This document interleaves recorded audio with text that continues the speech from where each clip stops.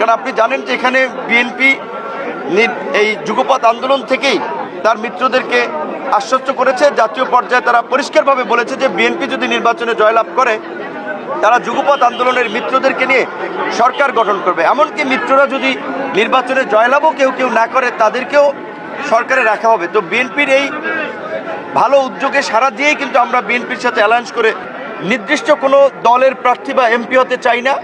আমি দলমত নির্বিশেষে সকলের জন্য কাজ করতে চাই। আমাদের যে দীর্ঘদিন যে যুগপৎ আন্দোলনের সম্পর্ক সেই বিবেচনা এখানে তারা প্রার্থী দেয় নাই। যদিও একজন স্বতন্ত্র প্রার্থী হয়েছেন, কিন্তু তার যে আচার আচরণ কথাবার্তা সেটি দেখলে পরিষ্কার যে তিনি মূলত নির্বাচন করতে আসেন নাই।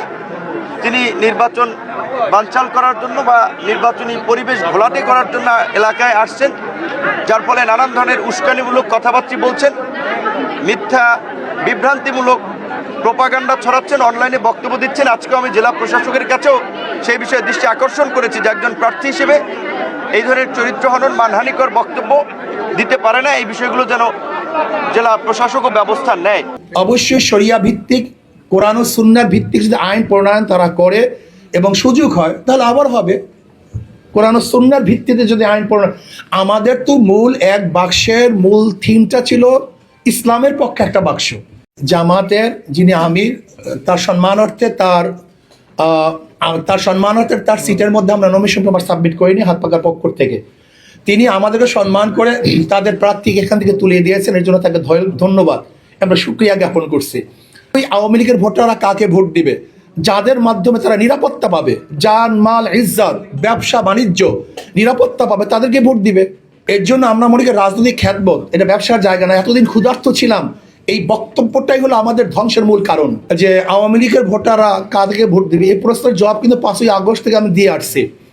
আমি বারবার বলেছি আওয়ামী লীগ যারা করে, আওয়ামী লীগ করার কারণে আপনার দেশের নাগরিকত্ব বাতিল করেননি।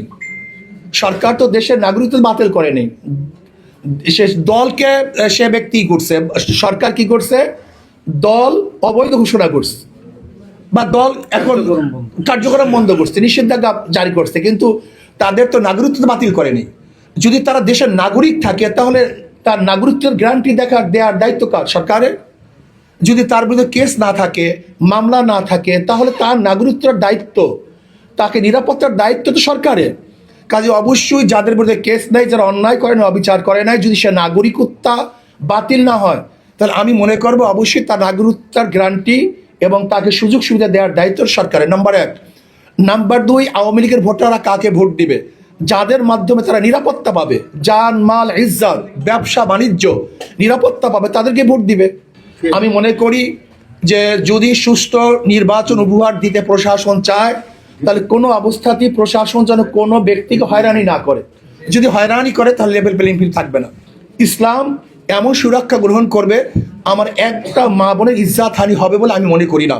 এবং আমার প্রত্যেকটা মা বোনের অধিকার, তাদের শিক্ষা, চিকিৎসা, তাদের বাসস্থান এমন ব্যবস্থা করব যেন আমার মা বোনের একজন মা বোন না খেয়ে না থাকে। এখন বর্তমানে আমাদের সন্দেহ আছে আমরা ভালোভাবে থাকতে পারবো কিনা এবং আমরা সন্ত্রাসের হাত থেকে মুক্ত হতে পারবো কিনা আমরা জানি না। তবে আমাদের ভয় আছে এখনো যে আমাদের বিরোধী দল যারা আছেন তারা যে কোনো সময় আমাদের উপরে হামলা করতে পারেন।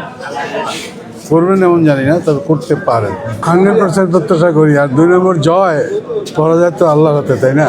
চেষ্টা করবো ইনশাআল্লাহ জেতার জন্য। কেন দেবে? আমার বিগত দিনের কর্মের উপরে নির্ভর করে সেটা।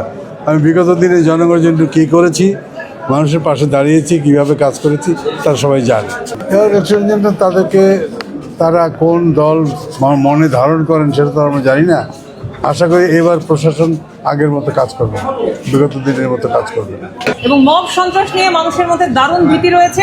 সরকার হ্যাঁ ভোটের প্রচার করতে যতটা ব্যস্ত, সেই ব্যস্ততা যদি মানুষের মধ্যে কনফিডেন্স তৈরি করতে হতো, ভোট দিতে আসা নিয়ে যে শঙ্কা আছে সেই শঙ্কা দূর করতে যদি সরকার পদক্ষেপ নেয় তাহলে হয়তো ভোট সুষ্ঠু হতে পারে বলে আমরা মনে করি এবং আমরা সেই পরামর্শ প্রশাসনকে দিই। আমরা বলতে চাই যে এখন থেকে এই ক্ষমতার প্রদর্শন বন্ধ করতে হবে। যথেষ্ট কারণ আছে। আমরা ইতিমধ্যে বিভিন্ন বাজারে যখন আমরা অফিস নিতে গিয়েছি তখন সেখানে নানানভাবে বাধার সম্মুখীন হচ্ছি এবং কর্মী সভাতেও নানান রকম উৎপাদ উপদ্রব আমরা দেখতে পাচ্ছি।